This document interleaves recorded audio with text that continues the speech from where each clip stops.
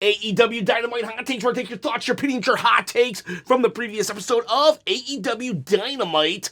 And that's pretty much it. That's the only one that I've ever done so far. But if they bring back Rampage, I'm going to be honest, I probably won't do Rampage either.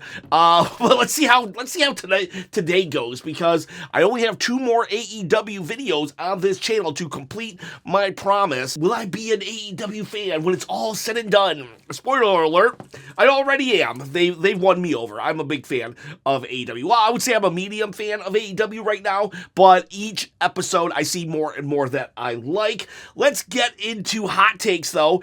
Jon Moxley, this is from It's Chris 77. Jon Moxley needs to retain the title so he can drop it to Darby Allin. I'll read a couple Jon Moxley hot takes, and then I'll respond with my thoughts. Goat Buggy, I really don't know who's going to beat Jon Moxley for the title, because he has an army of heels always helping him win matches, to the point that he's like Roman's bloodline, and I hate when wrestlers in a company have a snake-like hold on the gold. Smart T Krizza, Krizze.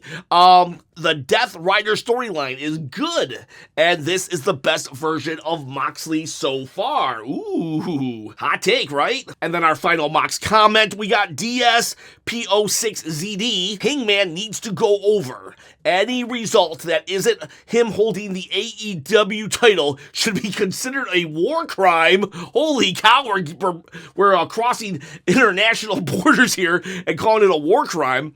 The idea of Death Riders and holding the title hostage seemed bonkers at first, but it paid off. Now let Paige be champion. So it looks like this person is like not totally against the storyline. Maybe at first kind of came around, but it's like, all right, the payoff, it's time. So that's what this person is. So what do I think? What does Chop think of this storyline? Now, granted, I followed it from the beginning through the eyes of reviews, so I'm definitely not seeing it from the average AEW diehards fan.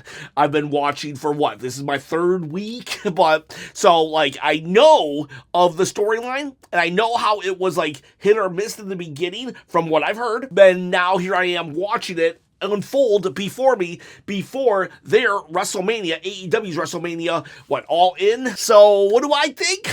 Honestly, I'm going to lose a lot of AEW fans here, because I think Moxley should keep it. Honestly, when I look at the whole landscape, I know Darby Allin is like ready to come in back. I think Orange Cassidy also. And I know Hangman Page, I think he's doing great work. I think Hangman Page is very, very interesting. But if there was anybody that I would give it to, when I look at the whole card right now from a very non-AEW perspective, the person I would give it to is Will Ospreay. Like, I'm not joking. Will Ospreay seems to be the guy that I would give it to, because I think if Hangman Page loses here, he can crash out completely. You gotta, I'm gonna have to compare to WWE, because that's just what I know best. But I think if Hangman Page loses, and he loses in such a fashion that it's so cheap, such a, travesty, such a war crime that he loses here, you could have yourself a Drew McIntyre on your hand. Drew McIntyre is one of, if not the best characters in WWE right now. He's a villain that is totally justified in everything he says. Everything, he never lies. He never lies, but it's just the way he comes across. I really think that an unjust loss at the biggest pay-per-view of AEW, that would send Adam Page into a whole new level of just bitterness, hatred, and entertaining. Because someone said, Goat Buggy said something about the Bloodline. Here's the deal. The Bloodline had a stranglehold on the title for 4 years, 1,316 days. And the thing about it is, when Cody won the title, I was happy, right? I was super happy that Cody won the title. But then what? Cody's title reign was kind of lackluster. It was kind of boring. And it wasn't until like the tail end of his title reign that it did get interesting. And so if we don't have, like, if they give it to Adam Page, he would be a good champion. I can tell he would be a great champion. He's won me over even, and I had some negative thoughts about him coming into AEW because of how much I supported CM Punk. So for Adam Page to win me over this quick, like, I'm actually kind of impressed. But if they don't give Adam Page like 6 months of just banger after banger storyline, coming off a win from the Death Riders, then it's going to be a failed and boring title reign that I think will hurt his character. So in the long run, I think a loss here might actually help if he completely crashes out and goes scorch earth on all of AEW. Maybe it reignites his Swerve fight. Who knows? Maybe Swerve is the one that accidentally hits him in the final moment, and they can go off again in their never-ending feud. And I would like to see that firsthand. But yeah, so who should? Should it be Darby Allin? Should it be Orange Cassidy? No, I think it should be Will Ospreay. Is Will Ospreay perfect? No, he's not. But, like, I don't know. There's something about that dude. There's something about that dude that I'm really connecting with. I like that he's putting the company over himself. Like, he's like, Swerve, we gotta team up with Hangman, not because Hangman's a nice guy, but because we gotta beat the Death Riders. And what if for an entire year we have Will Ospreay kind of sort of either chasing the belt or helping others chase the belt? Maybe he gets one more title match at, like, I don't know, like 2 pay-per-views from now, and Moxley says, if you lose this, you can never win this title again. You can never challenge me again. And it's like, okay, well, fine. And then he loses that pay-per-view, but he wins something like isn't your Casino Battle Royale basically your Royal Rumble at AEW? Like, he wins something like that makes it like that agreement null and void. And then he challenges at next year's All In and he wins. And I know you're like, oh my God, do we have to put up with this again? I mean, oh man, you're going to hate me for this, but Roman Reigns, like, at first, we were all like, come on, he needs to lose. But at some point, he gaslit us enough that we actually are now just, like, throwing ones in the air, and we love Roman Reigns, and we're like, oh man, Roman was such an awesome champion when he was just a horrible person. You should have seen the things he would do. Just really bad stuff. And is Jon Moxley's character Roman Reigns? No, but it doesn't have to be Roman Reigns. He doesn't have to be Roman Reigns. He can be Jon Moxley. Now, I have seen glimpses of we need to put some layers on Jon Moxley, though. We need to put some layers, and I've started to see some glimpses. On Collision, he went to, Chris Statlander and said, hey, don't let anybody tell you who you are. Like, that was a babyface type of thing to do. Now, he's probably just trying to manipulate her so she can help the Death Riders, but okay, so what? That's what an evil leader should do. He should try to manipulate everyone around him to secure his power.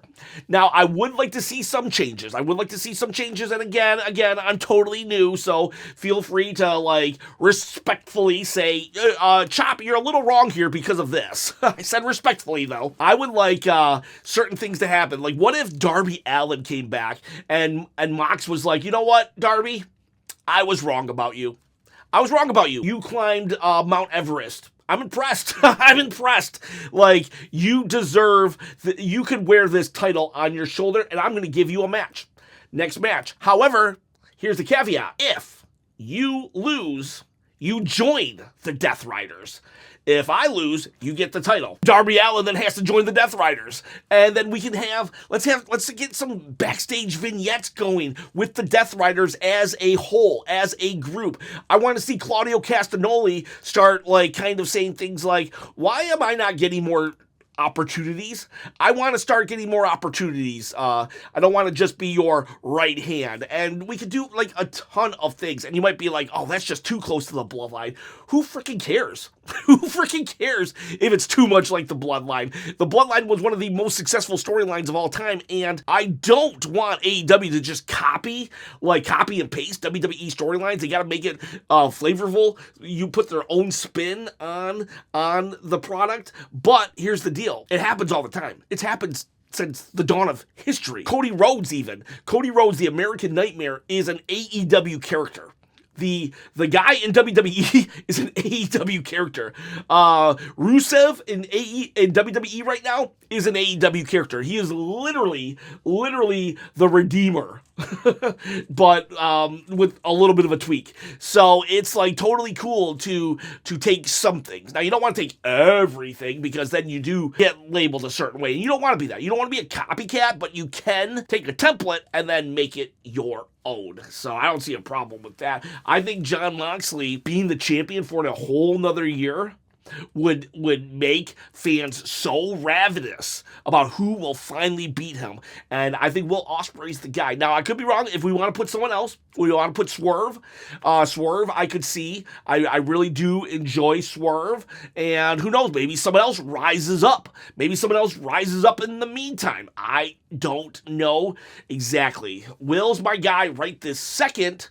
But, you know, I could see from what I've heard about Darby Allin, I could definitely see him being the guy. But I just think there's a lot that can be done if we start doing some vignettes. And we have Jon Moxley even. Maybe Jon Moxley starts to turn a corner where he's starting to say, you know what? I can feel the revival of this company. It's happening. I think somebody will soon be ready to take this off my shoulders. So maybe Jon Moxley starts to kind of start turning babyface just a little, just hints saying that he's starting to respect the AEW. He can see the hunger is back. He can start seeing other things. And he's like, I'm going to reward you. I will start wearing the title again. And because I can feel the resurgence. Now, I'm not going to play nice. You know, I'm not about to become weak, but the more hunger I see, the more I will reward the AEW fans or wrestlers. And he starts wearing the belt. He starts coming out without his people behind him, and just little things like that until we get to the main All In of next year. But make no mistake about it, Jon Moxley will still be a horrible person. Just because he starts to respect everybody, it'll be this weird dynamic of I respect you, but I'm going to still do everything I can to murder you. And that's my hot take. I know a lot of people are probably going to hate it, but just let me know what you think about it. And yeah, so AEW All In 2026 is when somebody wins the AEW belt from Jon Moxley. But you don't have to wait that long to win this belt right here. This is the Winged Eagle, or as Kevin Owens would say, the Eagle. And you can win it. All you got to do is comment below, subscribe to the channel, and hit that bell, ding, ding, ding, notification. I have 2 more AEW videos, well, 1 more after this one, and then I will decide whether or not I should continue doing AEW Thursdays. Please let me know if you want them to continue. I've got more hot takes. This is not the end of the video. This is just the contest. I'm going to give away this belt at 20,000 subscribers on my quest to quit my day job and produce wrestling content, not just WWE content, but wrestling content full-time, baby, and you can win not a toy, a replica. All right, let's get to our next hot take. It's Chris again. We got Edge and Christian needs to reunite again. Now, this is going to sound like such a hypocritical statement based on everything I just said, where I was like, we should try to copy some of the template of the bloodline. I'm going to say, nah, I don't want Christian and Edge to unite. You know why? That seems like such an old WWE tag team. I get it. It would be kind of cool. And I know Tony Khan is a fan of that era. So like I could see him giving us that fan service. But at this point, at this point, I feel that the AEW crowd and audience is so vastly different than when they first started that they're their own unique entity. They don't know Christian as, like, you know, the peeps, the champion of the peeps, but, like, they know him as a horrible dad. And so for Edge and Christian to come back and reunite, and then they start doing things like the 5-second pose, while, yeah, I would enjoy it for 5 seconds, I wouldn't enjoy it in the long run. So, like, there's certain things you should copy and revisit, and there's certain things that maybe you shouldn't. And Edge and Christian, oh man, I get why people would want it. I do, but I feel like the AEW crowd, the AEW fan base doesn't need it. Now, though, if we put our twist on it, then maybe we could do it in that, what if we do have them reunite, but we don't reunite them like they were back in the day. We reunite them how they are in AEW. So yeah, okay, Edge could be this, like, you know, Edge comes back and...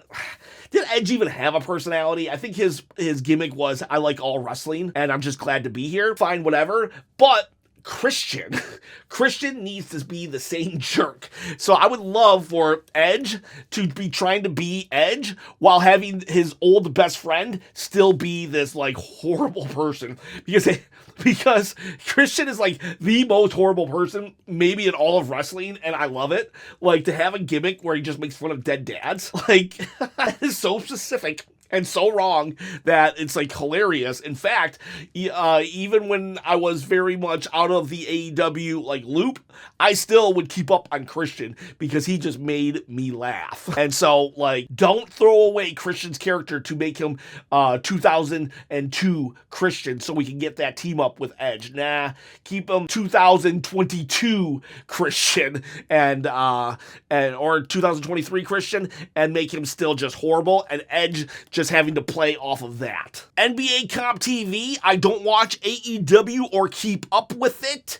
I would, like, if you're going to try, like, right now is probably a pretty good time to do it because they're going into their WrestleMania, and so if they're like WWE, a lot of storylines are going to be super hot. Or wait till All Out is over, because then it might be a hard reset, or maybe not a hard reset, but a reset and new storylines, new developments. And so, like, right now might be a good time to jump in. And even if you try in like 3 months, like I always tell wrestling people or people who don't watch wrestling, just give it 4 weeks. If you watch 4 weeks of wrestling, you're pretty much, you know enough to have people you like and people you hate. Nagaverse. Will Ospreay needs better mic work, not just shoot promos. So I do know of some of his shoot promos. In fact, I referenced one last week, and yeah, I'm kind of over shoot promos, but I will say this, with his mic work's decent. But here's the problem I have with it. His English accent is so strong or so foreign to me that sometimes it's very difficult for me to understand him. So I really think that Will should get a voice coach, and I think that would help him a lot. Because unlike certain wrestlers, like in WWE, Shinsuke Nakamura, you could just put subtitles under him and he could just speak Japanese. While Will Ospreay, his first language is the Queen's language, so it's like putting subtitles under him would be insulting almost. So I think for the betterment of his career and to connect more, just a voice coach. I've seen Spider-Man, what's his name? Tom Holland, he's British and he sounds like, just a normal chap. So, just a voice coach, I think, would help a lot. Goat Buggy. Heck, I think the best women's match in AEW will be Mercedes Moné and Toni Storm at All In. And I can see Mercedes Moné winning so that she's the best woman in AEW of all time. I can see that too. I mean, she has all those belts. It would almost be a shame for her not to get all the belts. Problem with that is, because I say Jon Moxley should win, I think that Toni should win this one. It's just, and especially if there's no other titles on the line, I'm not 100% sure if Mercedes Moné is putting up any of her titles, but if she is not, if it's just Mercedes Moné versus Toni Storm for Toni's title, and Jon Moxley's going to win in the main event, then let Toni win. Then let Toni win, because it will give Mercedes Moné her first defeat, but she loses none of her titles, right? So she can just come out on Dynamite the next Wednesday and be like, all right, you beat me, but I still have more champions than you, and boom, she still has all her heat. But Toni Storm then gives the audience a huge feel-good moment, plus you can tell that she's been putting in the work, and then Jon Moxley can win and just deflate the whole crowd. But yeah, now I don't think that, now later down the road, the feud should continue, and Mercedes Moné can beat Toni eventually, but not at All In, since it is the big show of the year. And for the record, I love Mercedes Moné, and Sasha Banks was and is my favorite of the 4 horsewomen, so it's not me coming from a place of hate on Mercedes. DDE Live, I can't wait for All In, especially as Sasha Banks, Mercedes Moné versus Toni. That's going to be a great match, and the build has been fantastic. So there you go. I think it's going to be a great match. Non-Cyclist Pro, good to see the Young Bucks doesn't turn as Hardy's 2.0 sarcasm. I can't see them work as solo acts. Yeah, I don't think I can see the Young Bucks work as solo acts. You never know. But I don't think they really want to at this point anyways. I think they're very happy with their tag team legacy. Well, the EVPs had been more part-timers than they should. About time they got booked and work for pushing some people up.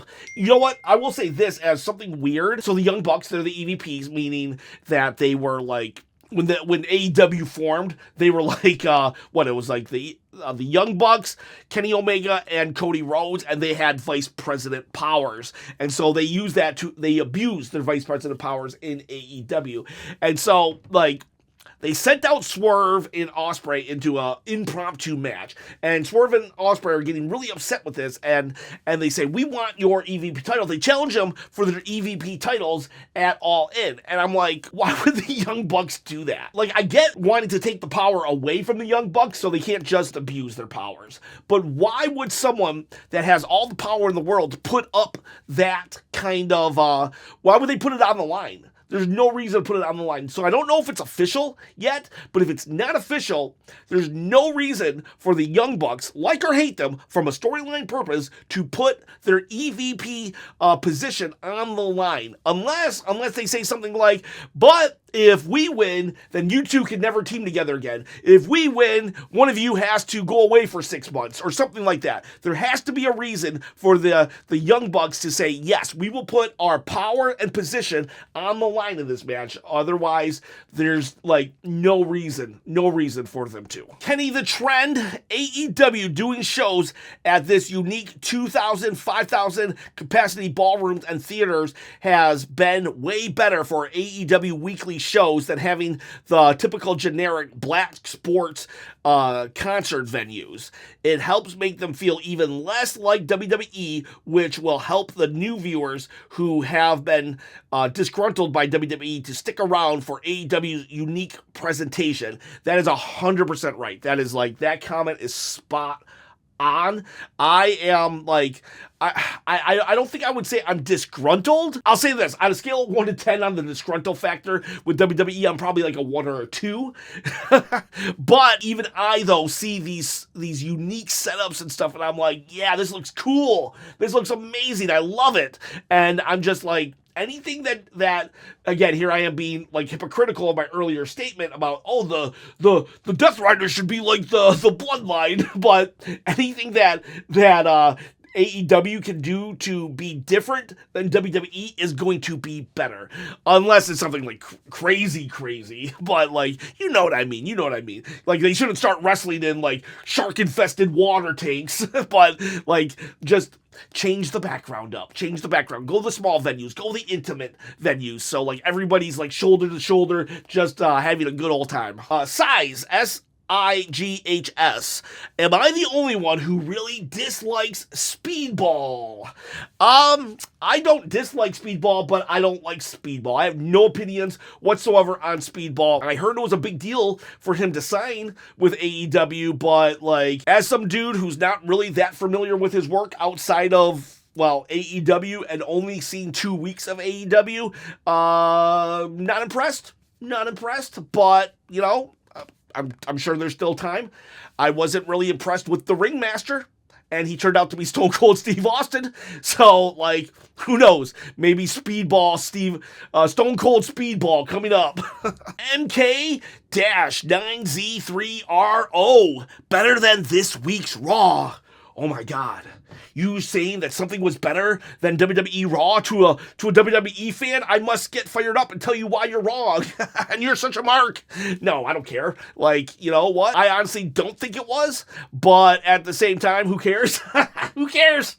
What if I were to tell you that Raw was like 8,000 times better than this week AEW's Dynamite? Who cares? Like, for real. If you enjoyed it better, then awesome for you. I'm glad you really enjoyed the show. I'll say that I yawned less. I definitely yawned less. I think they need to ramp it up a little more.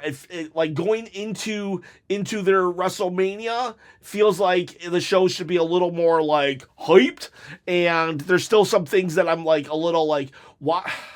This MJF with the Hurt Syndicate, like, there was this segment today or yesterday where, what was the guy? Briscoe?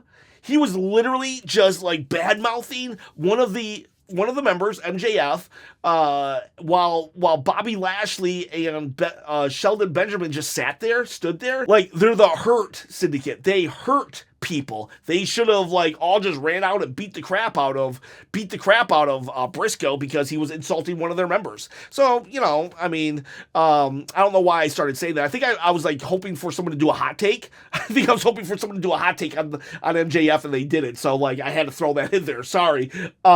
You liked Dynamite better than Raw. Cool. I'm glad you did. Sorry for that. Like I forced that one. I forced that in there. Neb, I don't know how to pronounce this name. I do apologize. Neb Jet Hotmick. Not hot, but very popular take among AEW fan base. AEW needs to give women more TV time. One match plus one segment a week aren't nearly enough for the talent they have there. It will become hard for them to keep hold of talented women wrestlers if this continues. I would agree with that.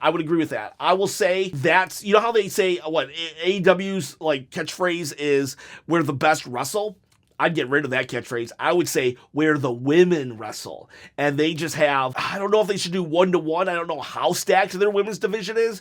But for every 2 men's match, have a women's match. Have a women's angle. WWE, it's criminal. It's criminal what WWE does. I'm not talking NXT. Actually, I'm not talking NXT. In fact, both main WWE and probably AEW should look at NXT and see like how good Shawn Michaels books the NXT women's division and realize that it's a very like sellable, believable, and just like it's an opportunity to just spotlight your women's division because like I've never seen it done so well in NXT.